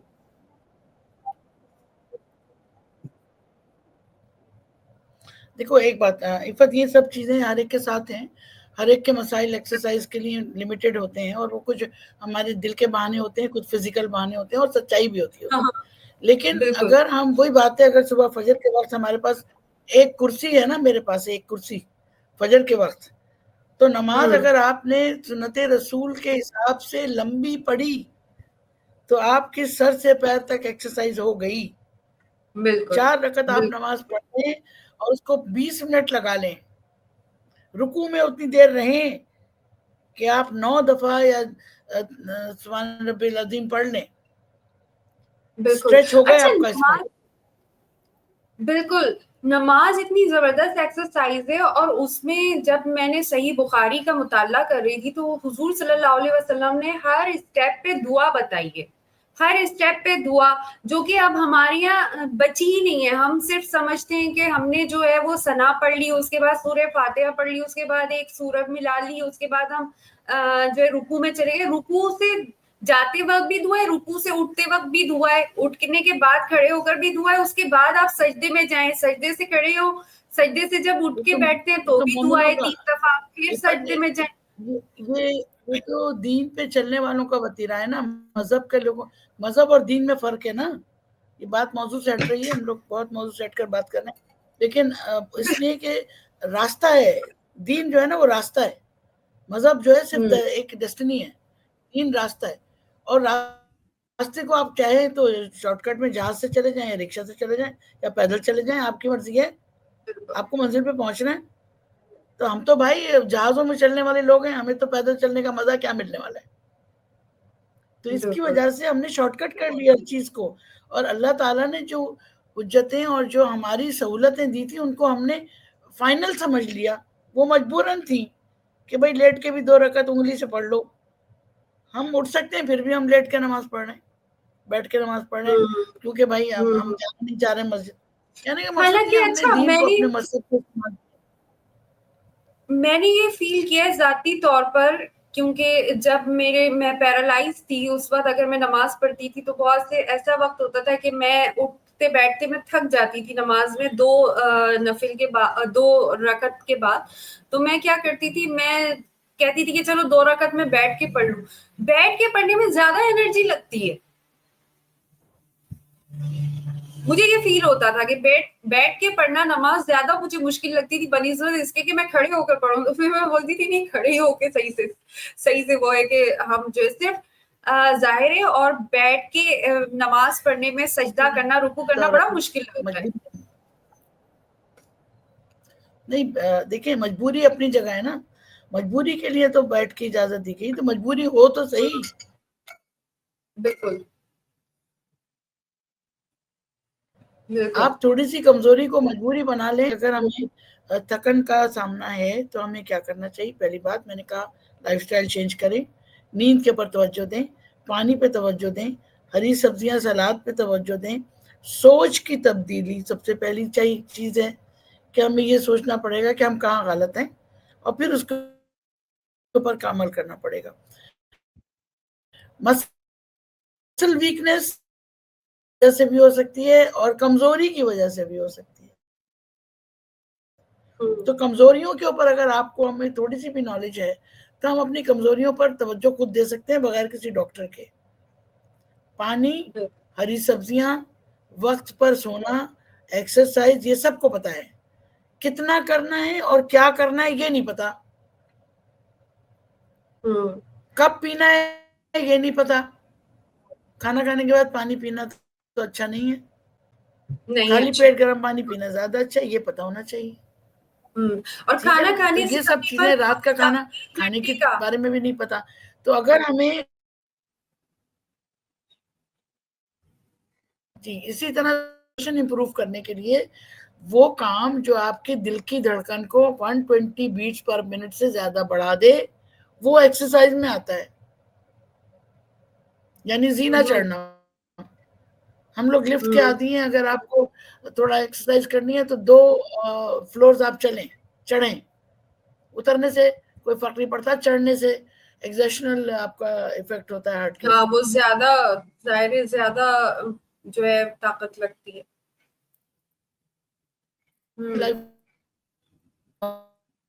वॉक करें, मॉल जा रहे हैं थोड़ी दूर गाड़ी पार्क कर लें, एक्सरसाइज हो जाती। बिल्कुल। फिर हर काम को उठ के करें, रिमोट छोड़ दीजिए, रिमोट टीवी बंद करना है उठो और बंद करो, लाइट बंद करना है उठो और बंद करो, दरवाजा खोलना है उठो जाके खोलो, उतरो जीना और जाके दरवाजा खोलो। ये अनइंटेंशनल एक्सरसाइजेस हैं जो आपकी सर्कुलेशन को इम्प्रूव करती हैं। झाड़ू पोछा लोग समझते थे कि ये सिर्फ मासियों का काम है, ये हर जिस्म की जरूरत है, बैठना, उठना, झुकना। अगर आप डेली रूटीन के काम उसी तरह कर रहे हो तमाम फुली फिजिकल होके, तो आपको तो ये रोबोटिक क्लीनर की जरूरत नहीं है। एक घर का ट्रेनर आपके पास मौजूद है, आपकी बॉडी खुद जो आपको ट्रेन कर रही है। तो छोटी छोटी बातें हैं जिसको हमारी अना का मसले ने बर्बाद किया हुआ है। कपड़े धोना, पुराने जमाने में वो उठा के पटकते थे कपड़ों को, लकड़ी के ऊपर या मिट्टी के ऊपर, उस पे सीमेंट के ऊपर धोबी धोता था ना, होता था जिसको हम कुत्ता समझते थे। कभी किसी धोबी का पेट निकला हुआ देखा? कभी किसी धोबी का पेट निकला हुआ देखा? किसान का पेट भी नहीं निकला होता। इतनी बेहतरीन फिजिक्स होती है उन खवातीन की भी और असरार। आज का लॉन्ड्री मैन इतनी बड़ी तोन के साथ बैठ के रसीद बनाता है, क्योंकि सारा काम मशीन में होता है। जितने ज्यादा हम मशीनी है उतनी ज्यादा फिर हमारी बॉडी ने चीखना शुरू कर दिया। तो किस्सा मुख्तसर ये कि वक्त दीजिए अपने आप को, सोचिए कि ये दिन जो आज गुजर रहा है ये आखिरी है।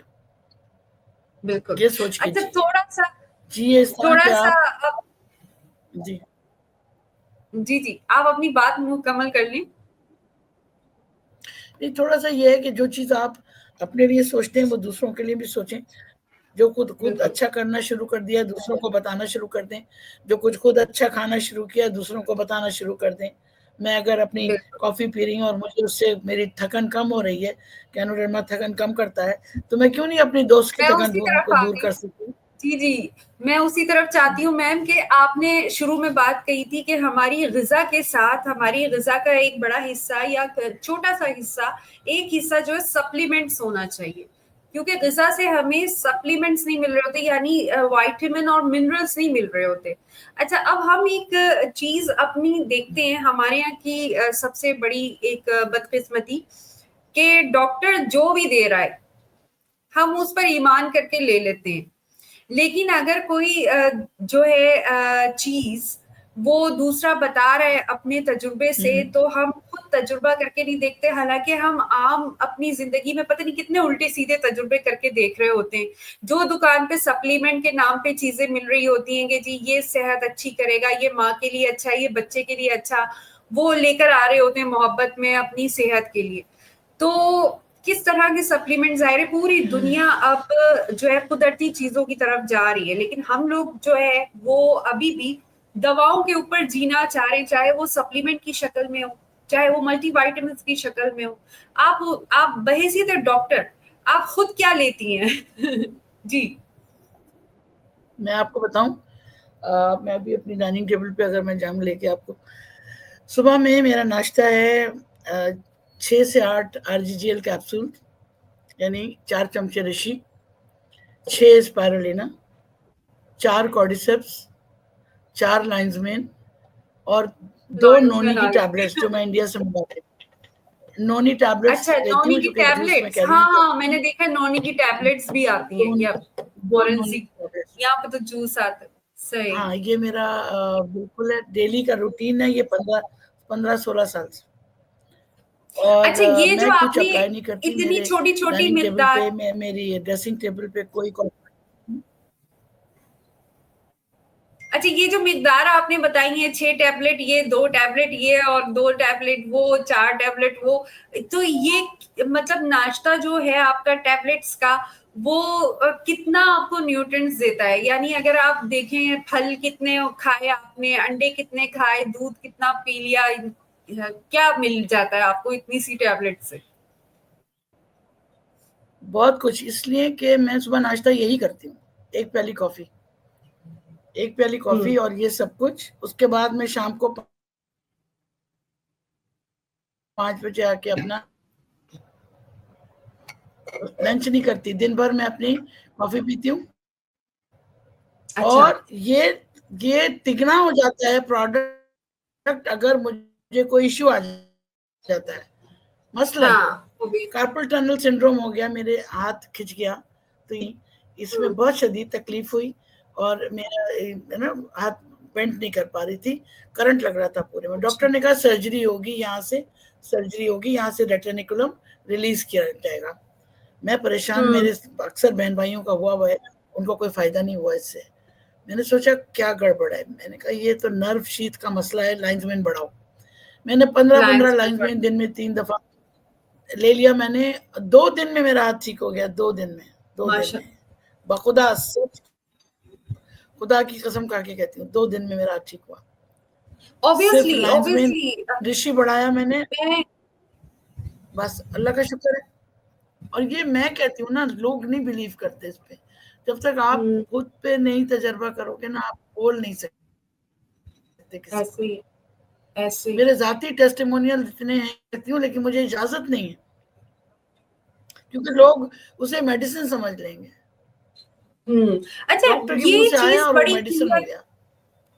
हाँ, इसलिए यही तो आप अच्छा, मुझे ये नहीं समझ आता कि हम जब फूड सप्लीमेंट्स जी की बात करते हैं, जड़ी बूटियों की बात करते हैं, तो लोगों के मुंह से दवा क्यों निकलती है? हालांकि मुझे याद है हमारे बचपन में जब हम जाते थे और हम डॉक्टर के पास जाते थे, तो डॉक्टरों की एक आदत होती थी उस वक्त कि बच्चे को मोशन हो रहे, उन्होंने दवा तो लिख के दी है, लेकिन साथ में वालिदैन को बता दिया आप इसको केले खिलाइए, आप इसको केले नहीं, वो तो खिलाइए। लाजिम अच्छा, है। नजले जुकाम में तो देखो, अगर लेकिन हम डाइट, केले को तो नहीं अगर बोलते ना कि डॉक्टर, डॉक्टर ने दवा बताई है।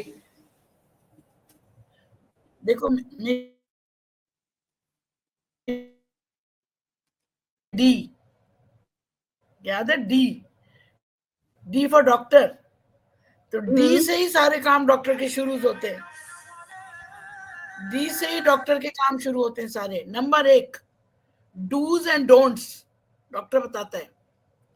सही बात। डाइट मैनेजमेंट डॉक्टर का फर्ज है। डिसिप्लिन करना लाइफस्टाइल का, ये भी part of a doctor's duty है। Discipline to prevent diseases doctor की ड्यूटी है, अगर ये सब डॉक्टर समझ लें। और डिसेबिलिटी को कवर करना डॉक्टर की, ऑल गोज इन डी। जिस डॉक्टर का डी क्लियर हो गया ना, वो अच्छा इंसान भी है और अच्छा मुबल्लिग भी है, क्योंकि जिंदगी बदल गई है, लोगों की फैमिलीज ठीक हो जाती हैं डॉक्टर के पास बिल्कुल।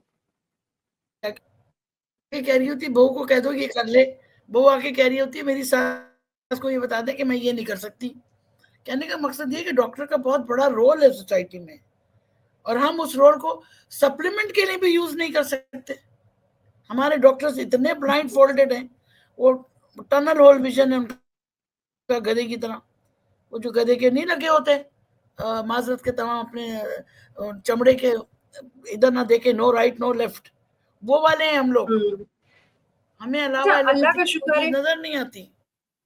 अल्लाह का शुक्र है मेरी किस्मत ना इस मामले में, उस्ताद के मामले में और डॉक्टर्स के मामले में इतनी अच्छी रही है कि मुझे जो है अक्सर जो है, जब मैंने स्पायरुलिना स्टार्ट की थी तो मुझे अक्सर लोगों ने कहा कि नहीं नहीं, ये तो कंपनीज जो है ना, हर दूसरी कंपनी जो है जड़ी बूटियों के नाम पे कारोबार चमका रही है, कुछ नहीं होता, इनमें पाउडर होता है और कुछ नहीं, बस ये इतना फायदा नहीं देती है, तुम डॉक्टर से पूछो। अब मुझे भी थोड़ा सा ना जहन में डर था कि डॉक्टर ने मना कर दिया तो मुझे खाने नहीं दी जाएगी स्पायरुलिना। मैं गई अपनी डॉक्टर के पास, मैंने कहा मैं मल्टी वाइटामिन लेती हूँ लेकिन वो नेचुरल है। कहीं नेचुरल है? मैंने कहा जी स्पायरुलिना है और वो मल्टी वाइटामिन और प्रोटीन से भरपूर है, अल्जाए है नेचुरल। कि हाँ हाँ तुम ले सकती हो। मैं लेके गई थी, मैंने कहा आप देखेंगी? कि नहीं मुझे देखने की जरूरत नहीं है, स्पायरुलिना तुम आराम से ले सकती हो। That's it. और हमारे यहाँ अक्सर डॉक्टर की ये होती है कि नहीं वो तो नाम भी नहीं सुनेंगे, नाम सुन लेंगे भले वो खुद अपने घर में उनके पड़ी हुई हो, लेकिन दूसरे को नहीं यूज करने देंगे, दूसरे को मना कर देंगे ताकि वो उनसे दवाई ले। उसकी वजह ये है कि बहुत बड़ा माफिया है फार्माकोलॉजी या फार्मेसीज जो है ना, बहुत बड़ा एक माफिया इस सेंस में है कि अगर एक कैंसर का ट्रीटमेंट एक कीमती ट्रीटमेंट है, अगर आप उसे सस्ते तरीके से ट्रीट करने या उसे प्रिवेंट करने की बात करोगी तो आपकी गोट तो दबेगी ना, वहां पर बिल्कुल, प्रॉब्लम तो आएगी तो आपको। ये तो डर है ना। ये बहुत बड़ा आदमी, हाँ, इसको हम ऑन मीडिया नहीं डिस्कस कर सकते, वरना डेथ यकीनी है, क्योंकि एक डॉक्टर साहब ने ये बात पाकिस्तान टेलीविजन पे कही है और जैसे ही वो बाहर निकले उनको शूट कर दिया गया। तो this is something which is very very tremendously alarming कि इसको लोग बर्दाश्त नहीं कर सकते। तनकीद, मेरा अपना सगा भाई तोड़ के रख दिया उसने मुझे। मेरी माँ को कैंसर से निकालने वाली अल्लाह के बाद जो जड़ी बूटी थी उसको बंद कर दिया, और मेरी अम्मी 1 साल के अंदर 5 दफा तो अस्पताल चली गई, इम्यूनिटी उनकी कम होने लगी। अल्लाह का शुक्र है वो जबकि उनको रिवाइव हुआ, लेकिन कैंसर हुआ था। जबकि उनको कैंसर से निकली थी, वो 15 साल 17 साल उसके बाद भी वो जिंदा रही, और वो बीमारी से नहीं गई, बीमारी से नहीं गई, वो तभी मौत हुई उनकी। कहने बिल्कुल का मकसद ये बिल्कुल। जाना सब नहीं। तो अब ये जो तुमने उठाया हुआ है, जो बाबाए मशरूम, जी बाबाए मशरूम, इसके बारे में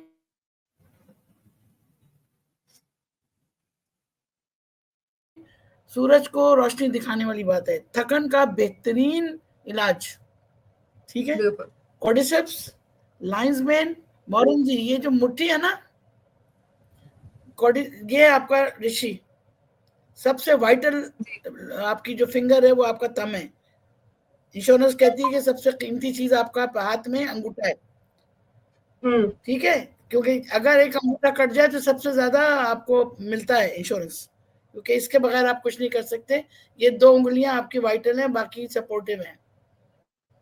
तो ये है आपका ऋषि, ये स्पाइरुलिना, क्वीन ऑफ डिएक्शन। इसके बगैर आप कुछ नहीं कर सकते, कोई सेल नहीं चलेगा इसके बगैर। ये स्विच है, आपकी जिंदगी का स्विच है, ऑन एंड ऑफ। तीसरी चीज है फिर मोरेंजी, जो कि आपके हार्मोन्स को ठीक रखती है। चौथी चीज है आपका कॉर्डिसेप्स, और 5वीं चीज है आपका लाइंस मेन।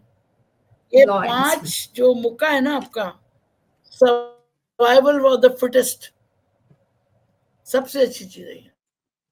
बिल्कुल। और डॉक्टर लिम सियो जिन के बकौल के अगर कोई बाकी चीजें अफोर्ड नहीं कर सकता तो वो सिर्फ 2 चीजें अपनी जिंदगी में शामिल रखे जरूर, एक तो गैनोडर्मा लूसिडम और दूसरा स्पाइरुलिना।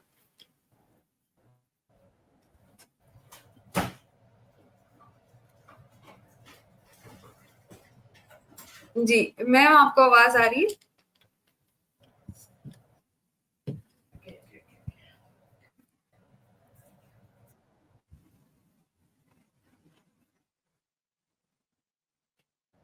जी बिल्कुल ये आ रही मैंने है, अभी जी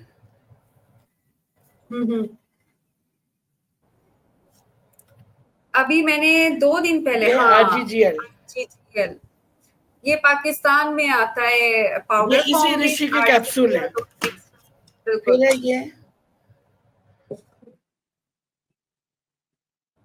ये देखिए स्पाइरुलिना, हाँ, स्पाइरुलिना कभी 10, कभी 12, कभी 6, मिनिमम 6, ठीक, बिल्कुल ऐसे 6, ठीक।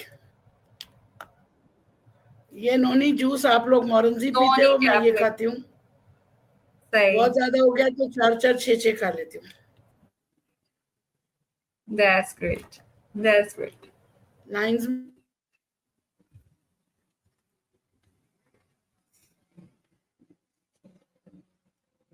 अच्छा, उसको अभी स्क्रीन में रखिएगा क्योंकि स्क्रीन आपका जाम हुआ है नॉनी टैबलेट्स पे ही। में कम से कम 2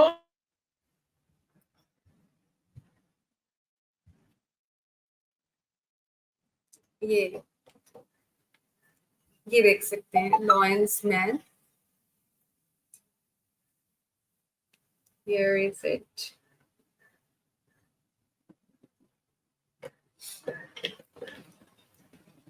अच्छा मैम, आप डिस्कनेक्ट तो नहीं हुई है, लेकिन आपका स्क्रीन चला गया है। हेलो, जी मैम, और जी अब नजर आ रही। लॉयंस मैन के बाद क्या दिखाया है मैम आपने?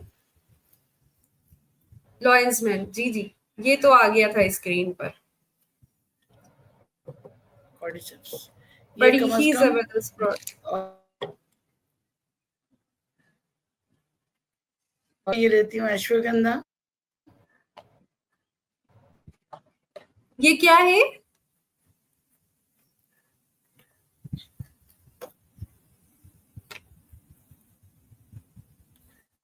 मैं लेती हूँ। ये क्या है मैम?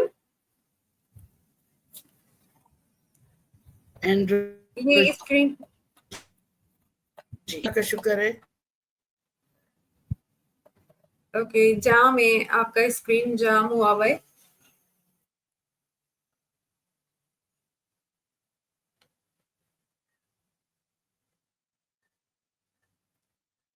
अच्छा, ये है वो कॉफी जो आप पीते जाएं, सेहतमंद होते जाएं। इसके अलावा मैं अगर दिखाना चाहूंगी, जो चाय के शौकीन है उनके लिए चाय भी है।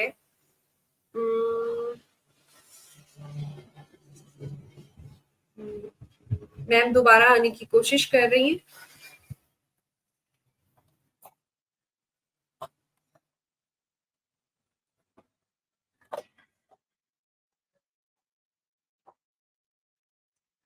अभी 2 दिन पहले मेरी एक फ्रेंड आई और मैंने उनको ये दिखाया कि मैं अगर आज जिंदा हूं तो अल्लाह ताला ने मुझे इस तक पहुंचाया, यानी ऋषि मशरूम, इसको रेड मशरूम के नाम से भी जाना जाता है, ऋषि, लिंची और गैनोडर्मा लूसिडम इसका साइंटिफिक नेम है। उन्होंने ये हाथ में लिया और ये देखकर हैरान होने लगी कि इसकी शाइन कितनी है। तो मैंने उनको बोला शाइन, ये बिल्कुल ओरिजिनल शाइन है, इसमें कोई पॉलिश नहीं है, ये इसका असली रंग अल्लाह ताला ने बनाया है इतना खूबसूरत। और ये तो जाहिर है 100 दिन से ज्यादा का है, इसलिए ये डार्क कलर का हो चुका है। और जब ये 100 दिन का होता है तो ये बिल्कुल ब्लड रेड कलर का खूबसूरत सा होता है। और जिस वक्त इसकी जो खूबियां अल्लाह ताला ने प्रॉपर्टीज रखी है इंसानी सेहत के लिए इसमें, जो कि आज साइंटिस्ट जो है वो डिस्कवर कर चुके हैं, मोर देन 650 माइक्रोन्यूट्रिएंट्स, तो वो उरूज पर होती हैं। जी मैम। मैम लास्ट में आपने क्या दिखाया था? आपका स्क्रीन जो है वो ब्लॉक हो गया था, वो क्या था? वो समझ नहीं आया था, वो दोबारा दिखाइएगा। लॉयंस मैन के बाद जो आपने अपना सप्लीमेंट दिखाया था कोई, आप फिर जैम है।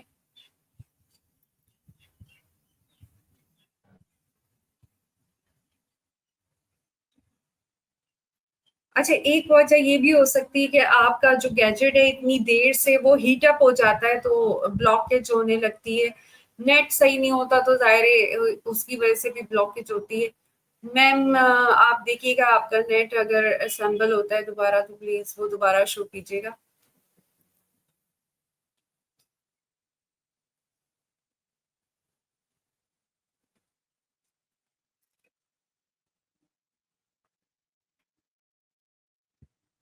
तो ये अल्लाह ताला की वो बेपनाह नेमतों में से जो अल्लाह ताला ने इंसानियत के लिए दुनिया में बनाई है और इंसान को उस तक पहुंचाया भी है और पहुंचाता जा रहा है। अभी भी आप देखें कि बहुत से जमीन के खित्ते, इतने समंदर को तो छोड़ ही दें, समंदर में तो एक हद के बाद इंसान जा भी नहीं सकता, लेकिन जमीन के अंदर भी बहुत से ऐसे खित्ते हैं मौजूद जहां पर आज तक इंसान का कोई कदम नहीं गया है, नहीं जा सका है। तो जाहिर है वहां पर जब इंसान का कदम जाएगा तो कैसी कैसी डिस्कवरीज, कैसी कैसी नेमतें जो है वो इंसान के सामने आएंगी। लेकिन अभी तक इससे बेहतरीन ग़िज़ा जिसमें इंसान की जिंदगी के लिए अल्लाह ताला ने बेपनाह सलाहियतें रखी हैं, इससे बेहतरीन कोई ग़िज़ा इंसान दरियाफ्त नहीं कर सका है। तकरीबन 5000 साल हो चुके हैं। ऐसे ही है ना मैम? बिल्कुल सही, बिल्कुल।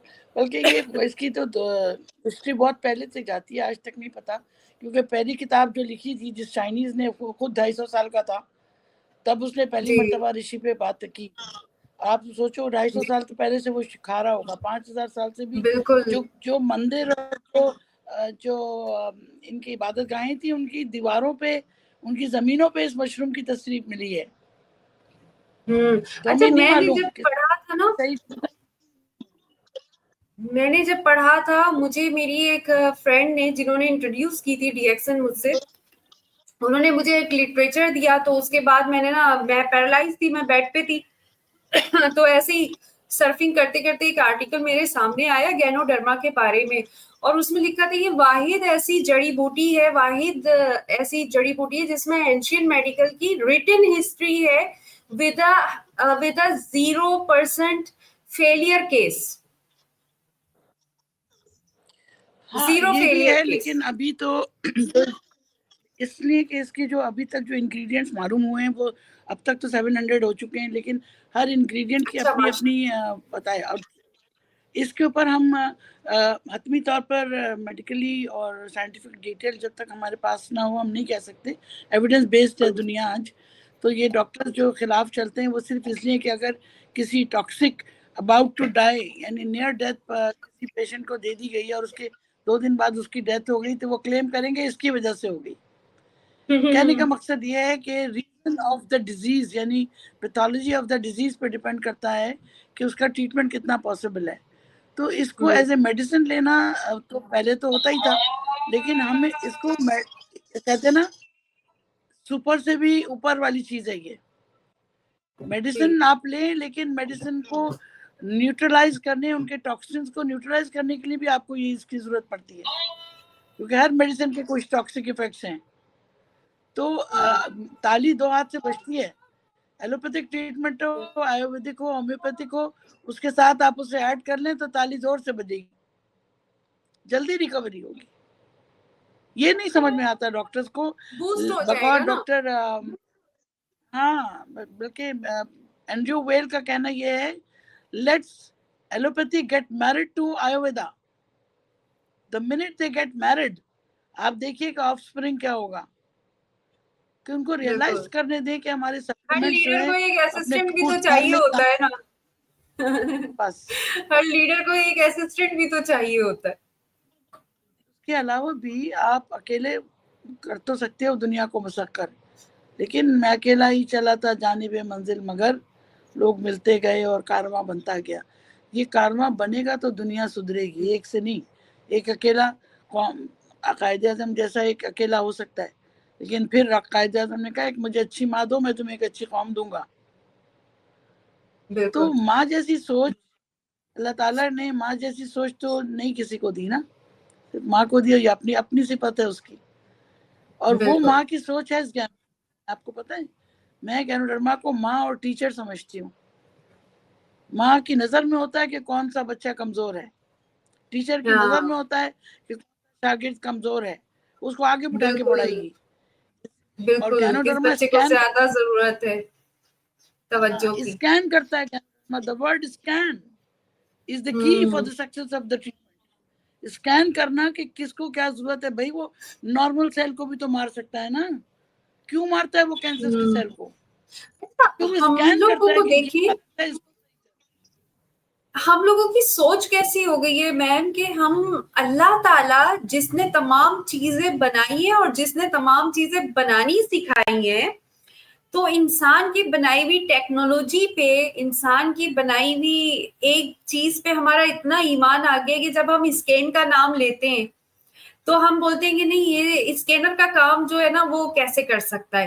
भाई स्कैनर बनाने सिखाने वाला तो अल्लाह ताला है ना, तो क्या अल्लाह ताला की बनाई हुई चीज वो तो सुपर नेचुरल है ना। अगर किसी चीज में भी अल्लाह ताला ने एक तासीर रख दी, उसकी रीजन बताऊं।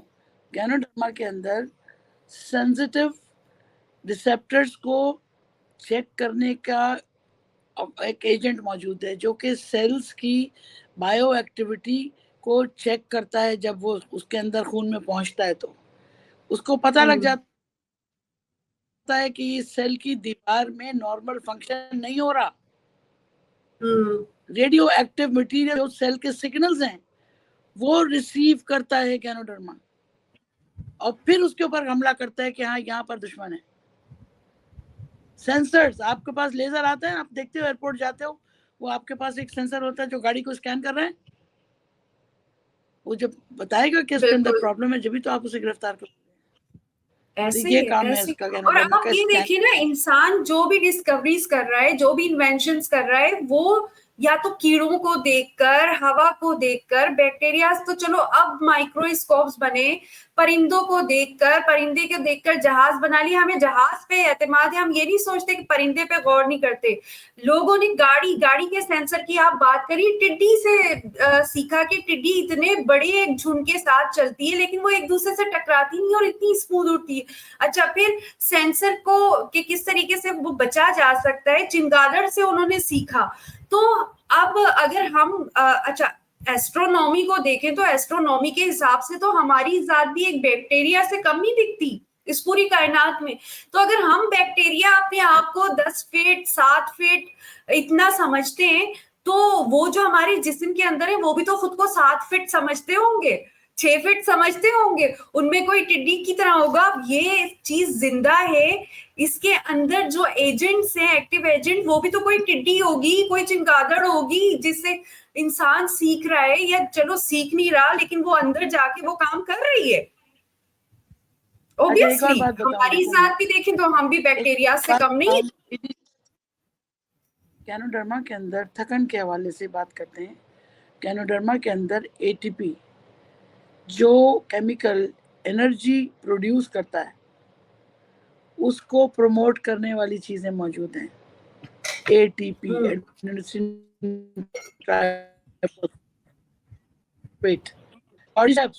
एडीपी को एटीपी में कन्वर्ट करता है। Basic pathologies, basic physiologies, spirulina जो चीज करंट दे रही है आपको, सोडियम पोटेशियम का transformation on the cell wall, जो न्यूरॉन्स को जिंदा रखे हुए, जो कार्डियक एक्टिविटी को जिंदा रखे हुए, वो इन न्यूट्रिशनल एलिमेंट्स की बदौलत। पोटेशियम बढ़ जाए तो मर जाएगा बंदा, सोडियम कम हो जाए तो याददाश्त खत्म हो जाएगी। क्या है ये सोडियम पोटेशियम? इनका बैलेंस, और गैनोडर्मा बैलेंस करता है। मोरेंजी सोडियम पोटेशियम को बैलेंस करता है। तो ये सब चीजें बेसिक फिजियोलॉजी जो उसको समझ में आ गई तो उन्हें इश्क हो जाता है इन चीजों से। बिल्कुल। अब उसके इस इश्क की सयाई में पत्थर तो पड़ेंगे भाई, वो तो पड़ रहे हैं, मजनू तो बन गए, लेकिन अब कपड़े भी फटेंगे और सड़क पे भी आएंगे। इश्क तो जुनून है दिमाग का, लेकिन करके जाएंगे, कुछ बता के जाएंगे, सानू की बता के जाएंगे हम तो। चलो ठीक है, थकन के बारे में हमें 4-5 चीजें पता चल गई। हमें ऋषि चाहिए, हमें स्पाइरुलिना चाहिए, हमें सर्कुलेशन इंप्रूव करने के लिए कॉर्डिसेप्स चाहिए, असाबी थकन के लिए हमें लाइंसमैन चाहिए, बैलेंसिंग ऑफ न्यूट्रिएंट्स के लिए मोरेंजी चाहिए, लोकल सर्कुलेशन को इंप्रूव करने के लिए मसाज ऑयल चाहिए, ठीक है ना, massage oil for local circulation improvement के लिए चाहिए, है तो उसके अंदर ऋषि। तो ये सब चीजें अगर समझ में आ जाएं तो थकन तो आप टकरा जाएगी, आपसे टकराव है। लेकिन जहां पैथोलॉजी आती है, long term fevers, typhoids, cerebral ischaemia, blood pressure, diabetes, eczema, इन सब चीजों पे कंसंट्रेट करना है कि होने ना दे, हो तो फिर डॉक्टर के मशवरे से शुरू करें, इलाज शुरू करें, और साथ में इलाज को दें इन सप्लीमेंट से। बस मैं यही कहूंगी। तो आज के लिए मैं समझती हूँ कि ये लेसन के अपनी 5 हमें जस्ट टू समराइज, सुबह उठने की आदत डालें। बच्चों सुबह उठोगे तो कामयाब रहोगे। भले फजर के बाद सो जाएं, फजर सूरज निकल जाए उसके बाद आराम कर लें। हाँ बिल्कुल नहीं, उसके अलावा वो भी मुस्तहब नहीं है। असर के बाद सोना और फजर के बाद सोना हुजूर ने पसंद नहीं किया, क्योंकि ये वो वक्त है जो सबसे ज्यादा काम का वक्त होता है। नहीं तो मैम वो खत्म हो गई ना, अगर 10 बजे जैसे चार्ज का वक्त तो 10 बजे का हो जाता है, आप 10 से 1 बजे सो जाएं, जो अक्सर उल्मा की वो होती है। नहीं, लेट्स समराइज। मैं 5 चीजों को समराइज करके इजाजत लूंगी। पहली बात, लाइफस्टाइल चेंज, माइंडसेट चेंज। सुबह उठो, चहलकदमी करो, गर्म पानी पियो, अपने जिंदगी के काम को ऑर्गेनाइज करो, एक बुरी बात छोड़ो, एक करो, अपनी ग़िज़ा को सही करो और दूसरों के लिए भला करो। सोने से पहले माफी मांग के सो, और फिर अगले दिन का इंतजार मत करो। जो कुछ है वो आज है, जो कुछ है वो आज है। आज में जिंदा रहो। बहुत खूबसूरत बात, कल का इंतजार मत करो, अच्छा बोलो, अच्छा कहो, और कोई बात किसी के माफ करो, माफ करो। कत्ल को भी माफी का कसास का वो दे दिया गया है, तो माफ करो, अल्लाह देख लेगा। अल्लाह पे छोड़ दो पर, और उसके लिए भी माफी मांगो कि अल्लाह इससे वो मत करना जिसने मेरे किया है, क्योंकि वो भी तुम्हारे दर्जे बढ़ा देगा। ठीक है, तो इसी दुआ के साथ कि अल्लाह में हम सबको तौफीक दे, हमें अपने आप को समझने की, अपनी इस अमानत की हिफाजत करने की, जो इस जिस्म की सूरत में, एक सोच की सूरत में, एक जुबान की सूरत में दी है। इसका काम दांतों के बीच में रह के हिफाजत करना, किस तरह दांतों के बीच में रहती है, कटती नहीं है। इसी तरह इंसान को दुनिया में रहना चाहिए, न किसी को काटे न कटवाए, बोले तो अच्छा बोले, और ऐसी बात न दे जो किसी का दिल कट जाए। तो कहना मकसद ये है कि जिंदगी को बेहतरीन तौर पर एक सरमाया समझ के जिए, और आज में जिए, अपने लोगों के लिए जिए, अपने खानदान के लिए, अपने प्यारों को वक्त दें, अपने आप को वक्त दें, और अपने अंदर के इंसान का तशख्खुस रखें। आप बहुत कुछ कर सकते हैं। हर इंसान के अंदर अल्लाह ने अपनी एक सिफत रखी है, उस सिफत को ढूंढें और उस पर काम करें। इट इज नॉट की तो दुनिया, वो कहते हैं रकाब वाली दुनिया में हम इतनी मुसीबत पेल रहे हैं, असल कमाई तो ऊपर के लिए है, वो है इटर्नल लाइफ, उसका सोचें और फिर हम कुछ गलत नहीं करेंगे, हम ना बीमार होंगे ना दूसरों के लिए बुरा करेंगे, जिंदगी और दुनिया बहुत खूबसूरत हो जाएगी। इस दुआ के साथ कि अल्लाह आपको अच्छा रखे और आपको इसी तरह के अच्छे नेक काम करने की तौफीक दे, इफ़्फ़त में अल्लाह सेहत दे और हमें इस प्लेटफॉर्म पे जुड़े रहने की तौफीक दे और खूबसूरत ज़िंदगी बिताने और अच्छी बात करने की तौफीक दे। जज़ाकल्लाह खैर। आमीन सुहामीन, आमीन सुहामीन, बारकल्लाह फी। और आपके वक्त का बहुत बहुत शुक्रिया। इंशाल्लाह अगले हफ्ते आप दोबारा मैम अस्मा मुनीर को हमारे साथ ऐसे ही सुबह इतवार की खूबसूरत जो है उनकी अच्छी बातों से, अच्छे तजुर्बात से, अच्छे मशवरों से, अच्छे रूटीन से करेंगे इंशाल्लाह हमारे साथ, और हर इतवार आपके साथ होंगे डॉक्टर अस्मा मुनीर के साथ। बाकी लोगों को आ जाए काफी। तो अब मैं इजाजत चाहूंगी। शुक्रिया बहुत बहुत डॉक्टर अस्मा मुनीर, आपका स्क्रीन बंद हुआ है, तो अब इजाजत, अल्लाह हाफिज।